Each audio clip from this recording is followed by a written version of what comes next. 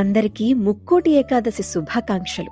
ఆషాఢ శుద్ధ ఏకాదశి రోజున యోగ నిద్రలోకి వెళ్లిన శ్రీ మహావిష్ణువు కార్తీక శుద్ధ ఏకాదశి రోజున యోగ నిద్ర నుంచి మేల్కొని శ్రీదేవి భూదేవి సమేతంగా ఈ రోజున అంటే వైకుంఠ ఏకాదశిగా పిలుచుకునేటువంటి రోజున వైకుంఠానికి వచ్చారట. అప్పుడు ముక్కోటి దేవతలు ఉత్తర ద్వారం చెంత నిలబడి స్వామివారిని దర్శించుకున్నారట.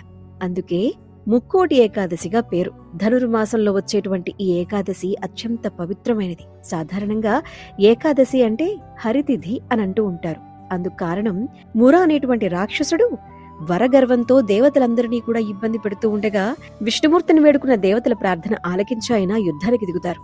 ఆ సందర్భంలో మురాసురుని సంహరించేటువంటి ప్రయత్నంలో శ్రీ మహావిష్ణువు యొక్క శరీరం నుండి ఒక శక్తి ఉద్భవిస్తారు. మురాసుర సంహారం తరువాత ఆమెను మెచ్చుకుని ఏకాదశిగా సార్థక నామమిచ్చి ఏకాదశి పూట ఎవరైతే ఉపవాసం చేస్తారో వారి పాపాల్ని పోగొడతాను అని చెప్పి వరాన్ని అందిస్తారు శ్రీ మహావిష్ణువు. అంతేకాదు మధుకైటవులకు వైకుంఠ ప్రాప్తినిచ్చింది కూడా ఈ రోజే. ఇక గీతోపదేశం జరిగింది కూడా ఇదే రోజు. హాలాహలం అమృతం పుట్టింది కూడా ఇదే రోజు. ఇలా చెప్పుకుంటూ పోతే ఎన్నో ప్రత్యేకతలు మన ముక్కోటి ఏకాదశికి, పుత్రద ఏకాదశికి, వైకుంఠ ఏకాదశికి ఉన్నాయి.